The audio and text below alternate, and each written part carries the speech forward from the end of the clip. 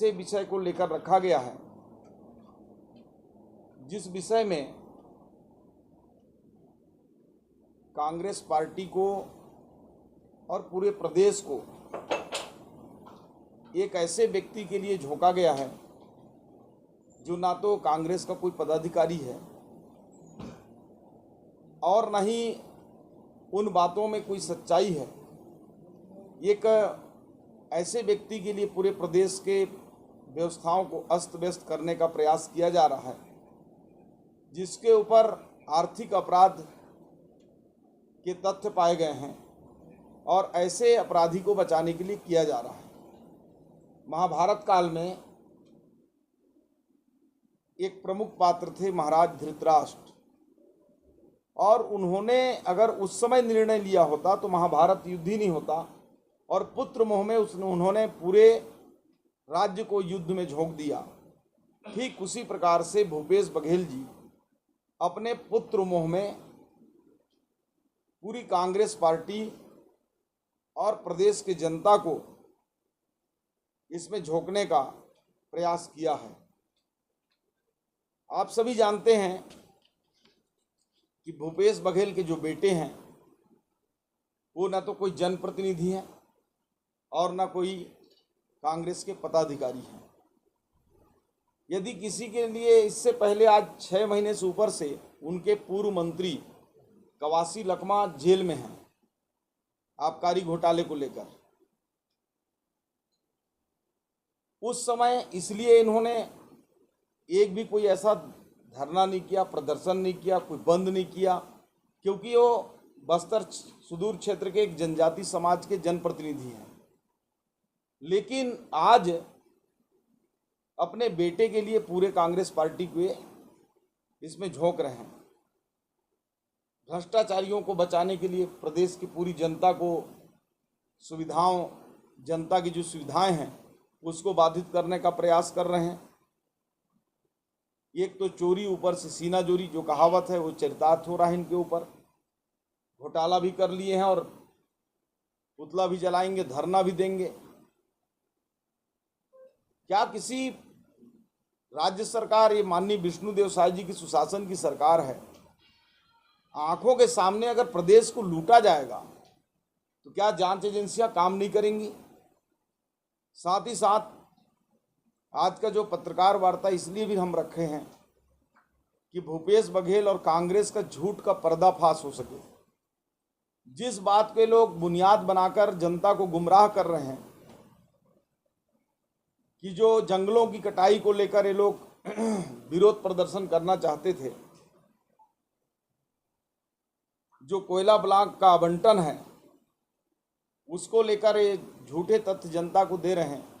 आप सभी मीडिया के साथ ही जानते हैं कि कांग्रेस की उस समय सरकार थी और इनके ही समय में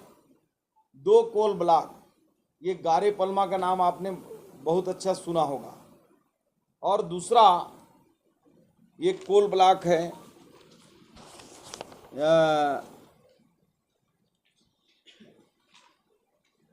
गारे पलमा सेक्टर 2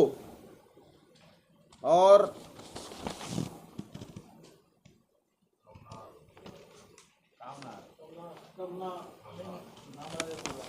एक गारे पलमा है और एक और है कोई है जिसमें कांटे बेसन जो तारा परसा ईस्ट है, जिसमें बाद में भाजपा की सरकार आने के बाद चिपको आंदोलन चलाने वाले थे। तो इसकी कहानी आप सबको मालूम है कि ये तत्कालीन मुख्यमंत्री रहते हुए भूपेश बघेल जी ने एक बयान भी दिया था कि अगर बिजली जलाना है तो कोयला खोदना पड़ेगा,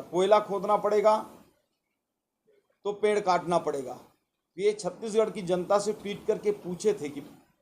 लाइट जलाना है कि नहीं जलाना है, और केवल एक कमेंट ही नहीं, इन्होंने कोयला आवंटन को लेकर कई बार इन्होंने भारत सरकार को ही पत्र लिखा, कई बार इन्होंने पर्यावरण मंडल को पत्र लिखा, और 23 जून 2011 को जब इनकी कांग्रेस की सरकार थी तब जो है तारा जो परसा कोल ब्लॉक है, तारा कोल ईस्ट, इसको उन्होंने और कांटे बेसन कोल ब्लॉक को खोलने का प्रस्ताव कांग्रेस सरकार में, जब मनमोहन सिंह जी की सरकार थी तब दिया था। और जब छत्तीसगढ़ और राजस्थान में कांग्रेस की दोनों सरकार थी, तो आप सबको मालूम होगा कि राजस्थान में जब बिजली संकट था तो उस समय के तत्कालीन मुख्यमंत्री राजस्थान के,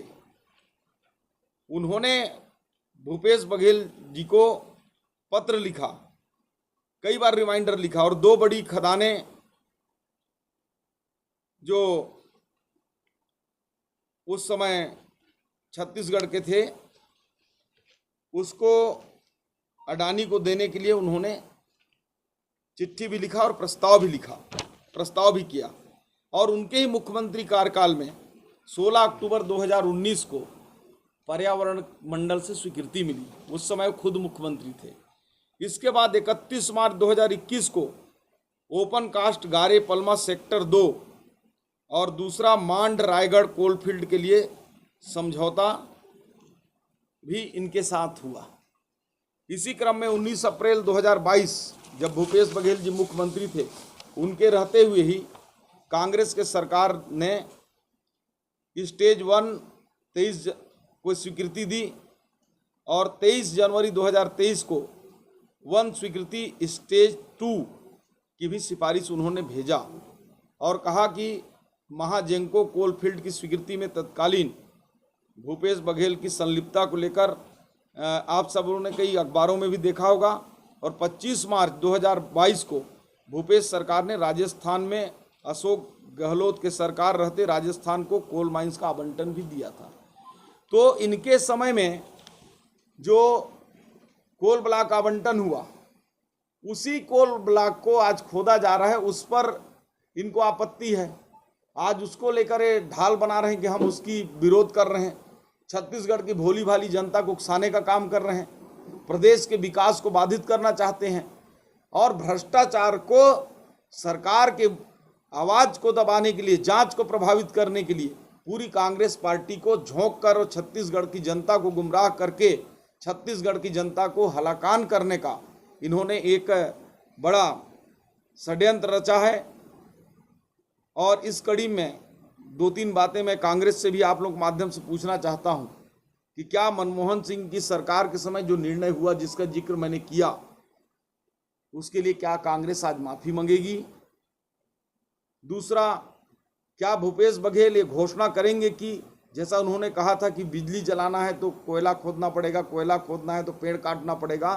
तो उन्हीं की बात पर क्या भूपेश बघेल ये घोषणा करेंगे कि कांग्रेस कभी बिजली का उपयोग नहीं करेगी? क्योंकि स्वयं भूपेश बघेल यह कह चुके हैं कि विरोध करने वाले अपने घर की बिजली बंद कर दें। क्या कांग्रेस करेगी? तीसरा, क्या कांग्रेस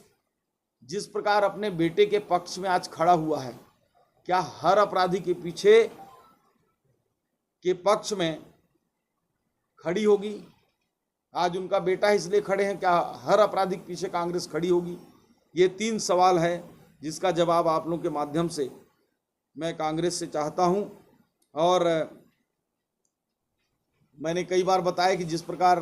अशोक गहलोत जी और इनके मध्य में कोयला ब्लॉक को आवंटन को लेकर कई बातचीत हुआ, पत्राचार हुआ, स्वीकृति पर्यावरण से मिला, इन्होंने कोल ब्लॉक आवंटित किया, तो इन सब को के लिए राज्य के जनता के सामने क्या है, माफ़ी मांगेंगे या फिर नहीं तो छत्तीसगढ़ की जनता ये सब देख रही है। केवल और केवल अपने बेटे को बचाने के लिए इन्होंने सारा जो है प्रदेश को अशांत करने का प्रयास किया है और जनता के सामने झूठी बयानबाजी करके, गुमराह करके जो कोल ब्लॉक आवंटन और पेड़ों की कटाई को लेकर छत्तीसगढ़ की जनता को गुमराह करने का काम किया है। तो आज प्रमुख बिंदु ये थे। इसके अलावा